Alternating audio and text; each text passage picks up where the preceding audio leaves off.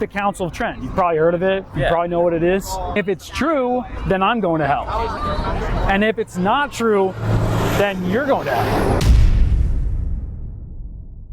You guys know abortion is murder, right? You know abortion is murder. Thank you for what you're doing. God bless. Hey, you were the one who I wanted to talk to earlier. Yeah. I'm Elijah. How's it going, Elijah? How's your monster treating you? It's going okay. It's like my third one for the day. Yeah, that's not good, dude. It's all right. I practically could give me an IV at this point, and it's all monster. It's monster.com, singular. Thank you. I'm used to it after a while. So, I gotta ask you. Yeah. So, What's up? you're sitting over there. Do you know who Kristen Hawkins is? Do you know who she was over there? I'm like Vaguely familiar with her. Have you heard of abolitionism? I have, yeah. Okay. What do you think about? Do you know what the difference are between pro-life and abolitionism?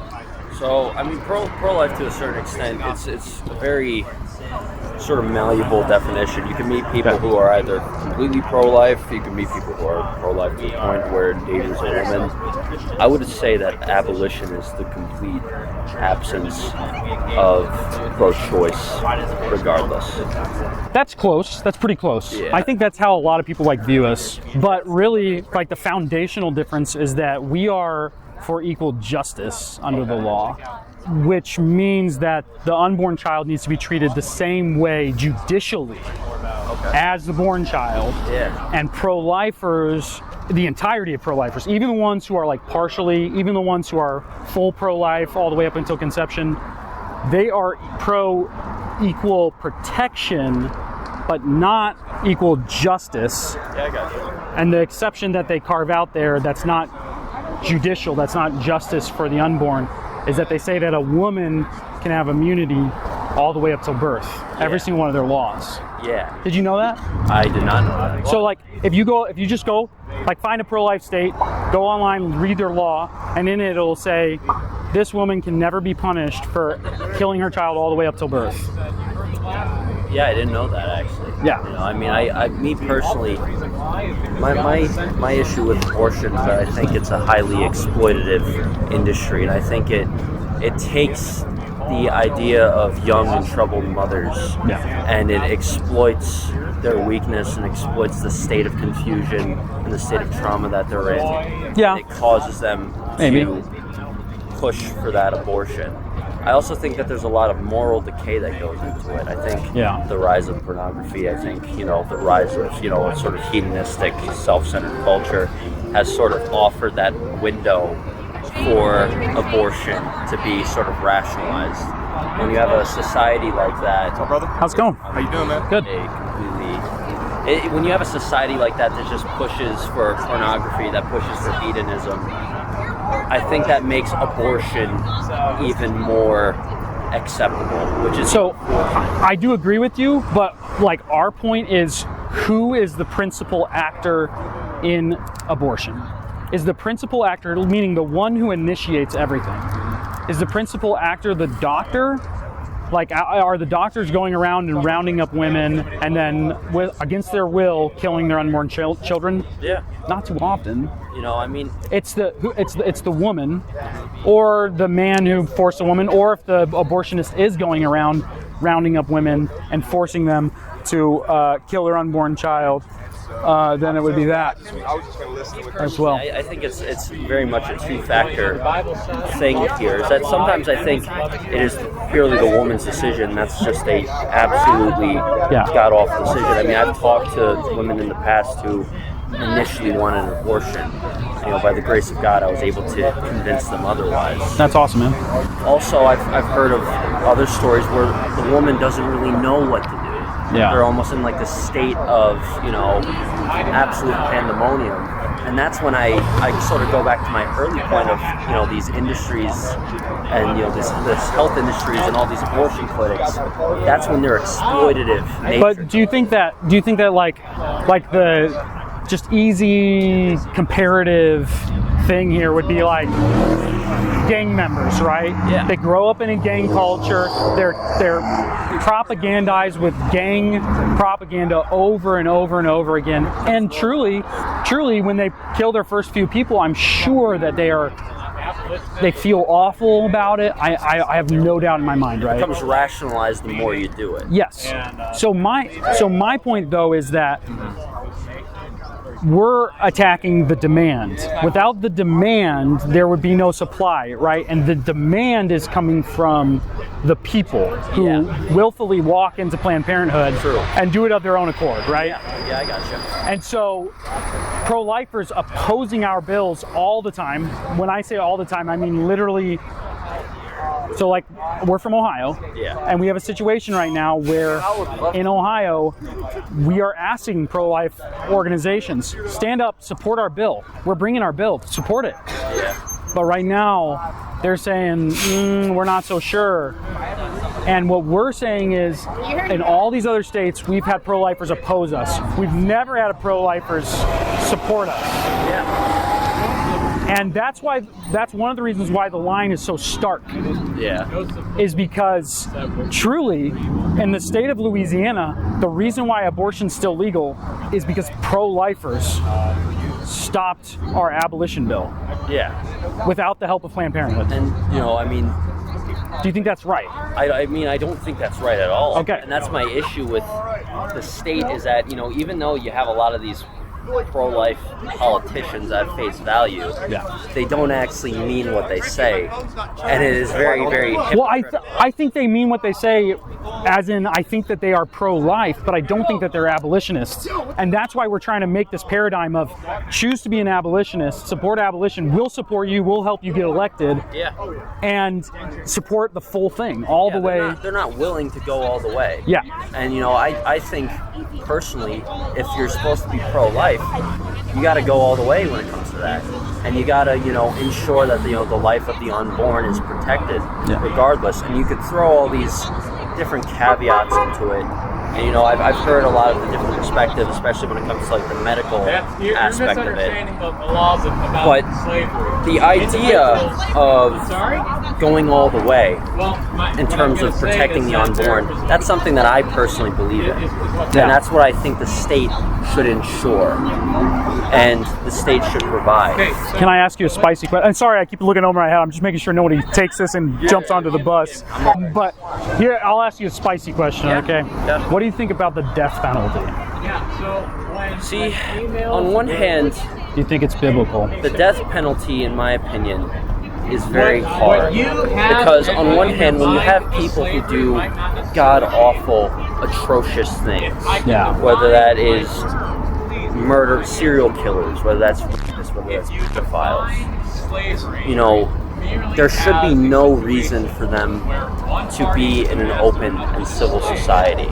And I've heard... Can I stop you right there, man? I just want to say one thing. You said something about pedophiles. I'm actually a product of pedophilia. So by your standards, if my mom would have listened to you, you're pro-choice, right? No, he's pro-life. I thought he was pro. So I'm an abolitionist.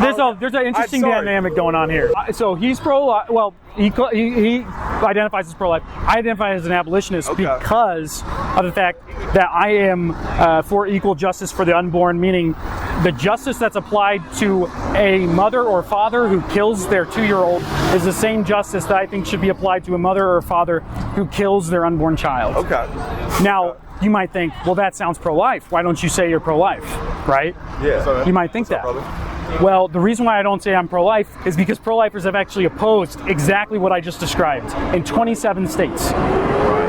They wrote a letter, 70 organizations signed that letter, and they said, we do not support any bill that would punish a mother who willfully kills her unborn child. Okay, I'm sorry to chime in. No, you're good, dude. I love hearing these conversations because I come to spread the word of the Lord, man. And what I mean? I get these conversations all the time. Like, do you believe in abortion? Do you believe in slavery? Do you believe in certain things like this? And I'm not no scholar. I didn't go to like college or anything. I went to a trade school and I started working with my hands.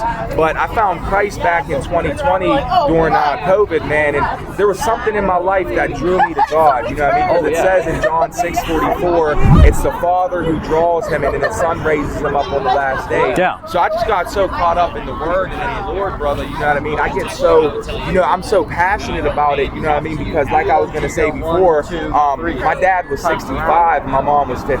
Yeah. So if she would have listened to someone that's pro-choice, you know what I mean, I might not be here right now. Yeah, you know what I mean? And that's just a beautiful thing. But I'm sorry for judging you, man. I didn't make a righteous judgment. Hey, it's all right. No I seen how you were dressed. People look at me all the time like that, brother. So hey, man. you know what I mean. But it's a blessing to be here, man. It's the monster. It's the monster. Yeah, it's the monster. You gotta drop the monster, dude. Yeah, it's something, man. You're a taller dude too, so you know what I mean. Like I'm a bigger guy too. So the reason why I ask you about the death penalty, if you don't mind me coming back to that, is because I believe it's solely biblical, right? Like the very first institution of government that God did, Genesis 9:6, if you shed blood, by man shall your blood be shed. I agree with that as well. Full on. That's wonderful. And then obviously throughout the law, and we can debate, what law applies in the new covenant? Sure. Yeah. But you can see the death penalty all over the law. It's like the death penalty, here's the death penalty, this is the extent of the law. If the judge decides that the death penalty is warranted in this case, death penalty is what you can give. Of course. But also as a Catholic, I've met people who are pro-life now, but they've had abortions in the past. Right. Yeah. That is, and I'm also, as someone as a Catholic, I believe in forgiveness Yes. as well. Sure. I believe in forgiving those people. But now that we know what we know, I think it should be our imperative to stop it at the source before they even make that abortion and they make it a regret to live with. Everyone. Yeah, and I think the way we stop it at the source is Ecclesiastes says that because the sentence against an evildoer is not executed quickly, the heart of man runs to do evil. That's a beautiful verse, man. It is a beautiful verse. Ecclesiastes, man. Everything is vanity. I love it. I know. Bro. But I love it. But so you remember the Summer of Love with all those fires and everything? Remember My dad was working those. I was in New York at that time. Oh, really? They were tearing down statues of Union soldiers. Good night. They tore down a statue of the Fighting 69th, which was the first Irish regiment to ever come here in America that fought against the Confederacy. So my contention with that would be like, if the first time that happened, people were punished quickly, publicly, the Bible talks about public punishment all the time. Yeah. If they were punished quickly and publicly, that would have suppressed the evildoer, like Ecclesiastes says. Yeah. Because the sentence against the evildoer, if it was executed quickly, then the heart of man would be restrained from evil. That's the opposite of that verse, right? And I always believe in public accountability for anything, whether it's someone who commits a crime or commits wrongdoing. You need to have some sort of institutionalism there that lets people know that this person committed an act, yet should be forgiven. Yeah. It should be forgiven, but we need to go in with the notion that while this person is being forgiven, we need lessons like that in a moral and Christian society. Pay your due. Like if you commit a crime, you gotta own up to it and face what you gotta face. You know what I mean? So we're agreeing with a lot. This is really good. So one reason why I bring this up, especially when I talk to Catholics, is did you see the Pope talk about the death penalty not long ago? I have seen the Pope, and what do you think about it? Pope Francis is a very odd figure in my opinion. Okay. Because on one hand, though I come from a traditional rite of Catholicism, I still attend Latin Mass every Sunday. Okay. That was something that, starting with Pope John Paul II, as much as I love Pope John Paul II, he was very much against. But it's still seen as a rite within the church. Against the Latin Mass? Is that what you're saying? He has been against the Latin Mass. Okay. But he's also been open to at the same time. And he often says a lot of things that are very self-contradictory, and he's a very, very confusing figure. Yeah. Well, that's kind of what the popes are. Like my contention would be, I'm a Protestant, just cards on the table, right? Reformed Baptist. And hey, I'm a Reformed Baptist too, actually. That's kind of crazy. Yeah. So as a Reformed Baptist, as a Protestant, I look at what the Pope says about the death penalty, and where he says the death penalty should be abolished. He's an abolitionist, but not of abortion. He's an abolitionist of the death penalty. Yeah. And I go just on that alone, I think his apostolic succession is is not there. Like, I don't, how, that's kind of like, that would be my contention. Get out of here, brother. Yeah, man. Hey, brother, very nice. I'm Dylan, by the way. What's you guys' name? Elijah. Brennan? Elijah? Elijah, yeah. Nice, man. It's in the Bible, brother. Yes, sir. God bless you, brother. Thanks. Peace out, man. He's a very contradictory figure, and he has created a very trying time within the Catholic Church. And me personally, I've always lived myself that even though I'm a Catholic, I always try to see the different rites of Christianity. And I always try to find the commonalities with them. I'm trying to move away from the 1800s, Well, I mean, I see a lot of that lately. Yeah. Like, I talk to a lot of Catholics, I see a lot of that. Where it's like, we had a conversation with a Catholic, 2 weeks ago or something. And what this Catholic said to me, she said, probably sounds bad to you, but she said interfaith, communion or something like that. Interfaith getting along together, right? I don't quite see it as that. I see it more just trying to find common ground where common ground is done. Sure, but I guess the point that I'm getting at there is like, if you are a Catholic, if you take the dogmas of the Catholic Church seriously, which you should, then, the Council of Trent, you've probably heard of it, you probably know what it is, where it anathematized salvation by faith alone, through grace alone, right? Yeah. Like, that is dogma. And you can't escape that. I can't escape it. No one can. Exactly. So, either it's true or it isn't, right? It is, yeah. And if it's true, then I'm going to hell, right? Yeah. And if it's not true, then you're going to hell, right? Which is why, as much as I love the Old Testament, I'm very much a New Testament man. Okay, sure, yeah. Especially, more recently I've been rereading the book of Matthew, even though it's Lent. Those are like the, Matthew, John, Mark, Luke, all those books are like the books that we read at this time. That's our preparation, that's our game time. And reading those books and reading about what Jesus says with, not only having faith in God, but also in having good works and having humble piety in yourself. That's something that I think is the common ground of where we as Catholics, other Christians, can find. I think there's a lot of common ground. I mean, you guys hold to a lot of good stuff. You hold to the Trinity, right? Which is huge. I mean, there's tons of different Christian sects that don't. Trust me, at all. I've talked to a lot of Quakers and a lot of Jehovah's. And I mean, the Trinity is so incredibly clear in the Bible, it's actually silly how clear it is. It is clear as day. And that doesn't make it easy to understand, it just says it's clear. To understand. It's there and it's present and it has to be, if you're someone who believes that, Christ is the Messiah and you believe that he's the Son of God, you have to acknowledge it. Now, the thing that slightly differentiates Catholics from Christians is not only sainthood, but also, our reverence towards Mary. Yes. Now, me as a Catholic, when I have used Mary as a prayer, when I see her as the mother of Jesus, I see her as the mother of the world. And in doing that, that has actually helped me on my journey in being a pro-life person. And I'll even say it right here. I may not be associated by the group, but by definition, I'm exactly the same thing. I'm an abolitionist. Well, I do think that everyone, and especially everyone should be fighting for the abolition of abortion, no matter their starting point. We, as a group, are Protestant because I do think that it flows from our notions concerning the Bible. Yeah. And I think that Kristen Hawkins, who is a Catholic as well, her victimization of women and abortion, I think also flows from being a Catholic, because if you say that abortion is murder, and you say that women are then murderers who get abortions, that's a grave sin. It is.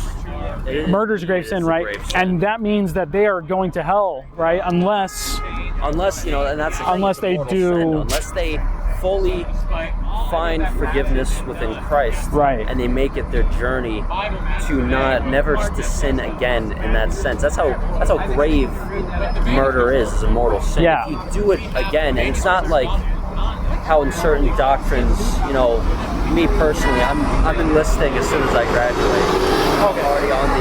I'm already on the program for that. You know, us in the Catholic Church, we know that taking a life in terms of being a soldier, it's not murder. An officer is not murder. Yeah. But in the case of a woman doing that, that is murder. It is the same way that someone could walk up to someone else on here right now and stab them. Yeah. That is murder. And you cannot sugarcoat it in any way. You're one of the first Catholics I've talked to who has said this. You cannot. I just want to be honest with you. Really? Yeah. Yeah, the majority of Catholics I talk to do agree with the what's called the second victim narrative, that women are victims of abortion, which you kind of said, well, yeah, there's some pressure and stuff, but they are the actor. I look at it like this, like an alcoholic, for example. Yeah.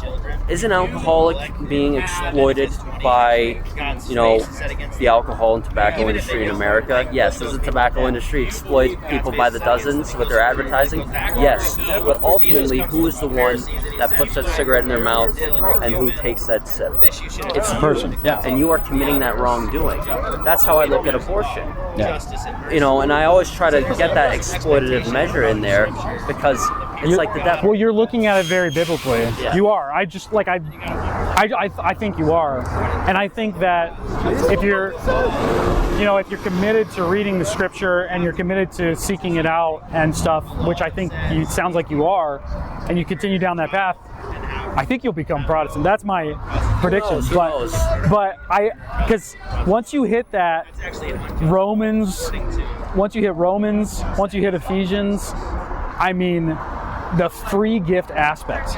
Like, if I gave you a free gift, but I said, here's a gift, and then you took it from me, and I was like, well, wait, you have to do these things or I'm going to take that gift back. Like, let's just say I gave you a car. I gave you a Tesla. I said, here's your free gift. Yeah.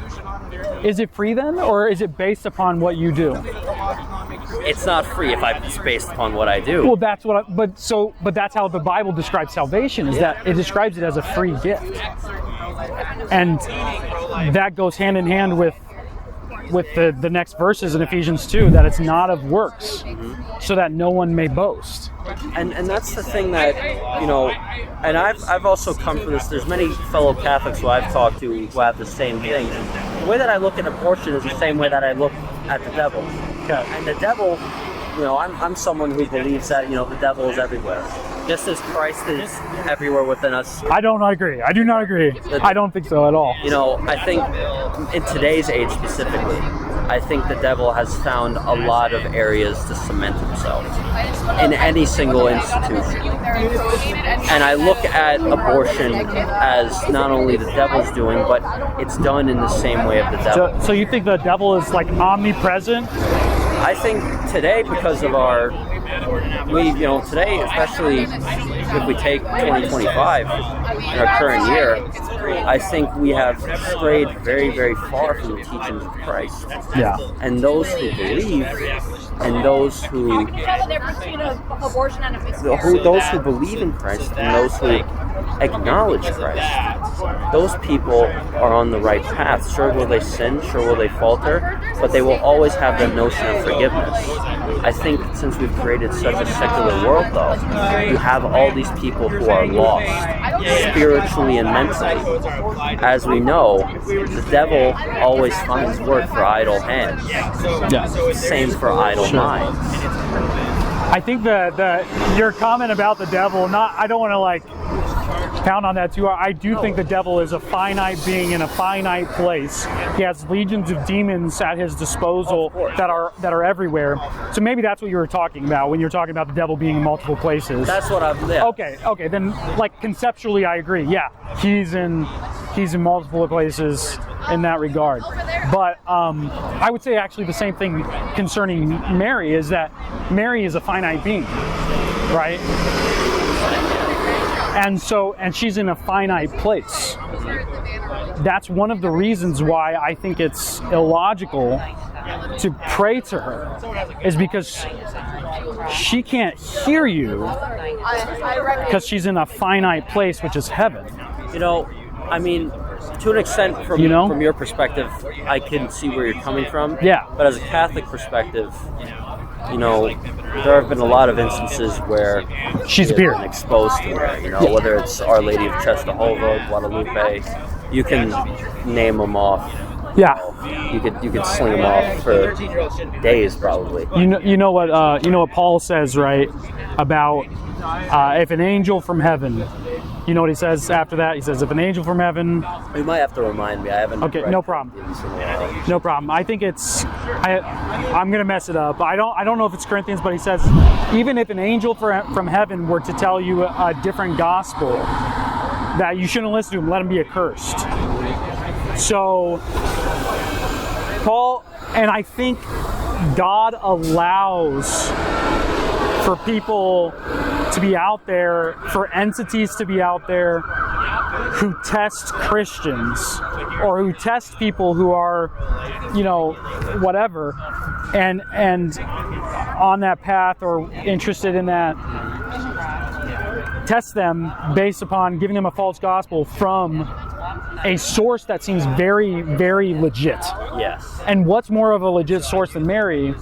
And so just based on her finiteness, just based on the fact that, you know, the scripture's not going to tell you to pray to Mary explicitly. Yeah. I'm sure you're familiar with that. And if a finite being, if the power that is there for the finite being to hear your prayers is the power of God, well, then I would just ask, why then pray to Mary when the power of God could just take it straight to God himself? You know, when I look at Mary, and this is why I always recommend Mary, especially for women. I always think, and that's why we as Catholics, we have a lot of saints as well, because we sort of use them not as idols per se, but we use them as examples to humanize ourselves in the experience of finding Christ and finding God. That's how I've always seen it. And when it comes to Mary, the importance that we as Catholics see is that we don't worship her. Ahora ya se va a iniciar.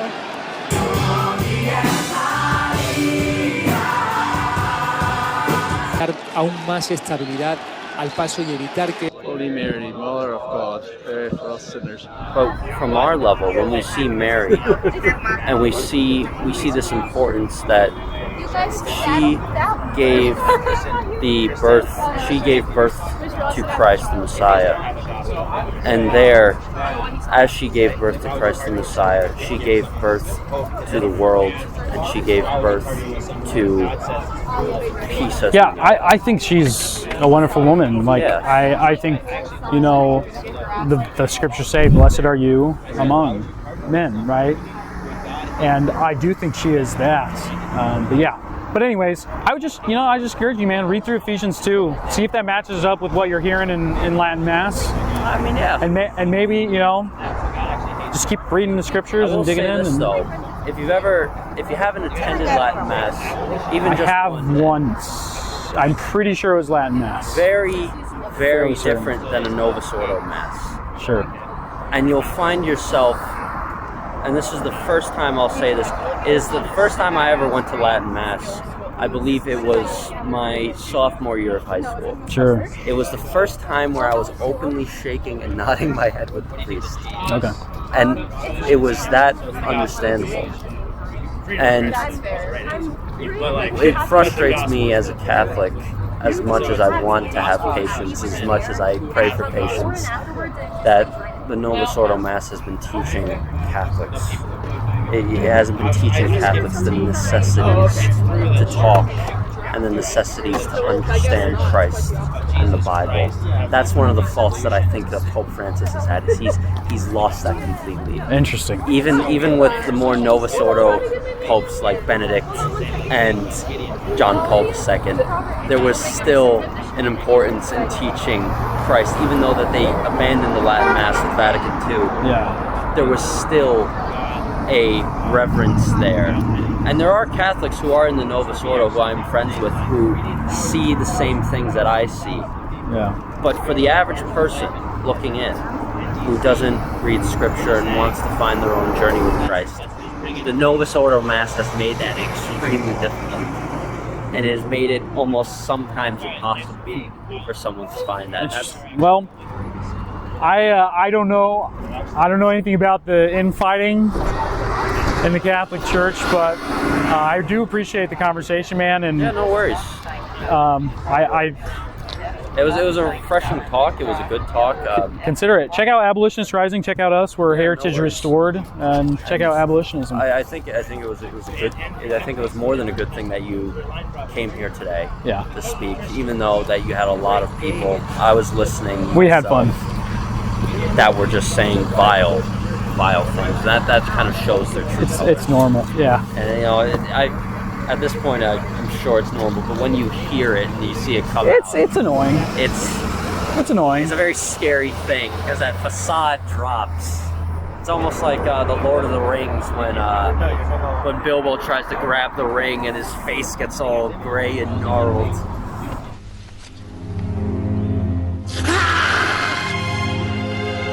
It's exactly like that. Yeah. Thanks, man. Thanks for talking. You were alive? Yeah, Brennan. Yeah. Thanks for talking, man. I hope your stint in the military goes well, man. Thanks, man.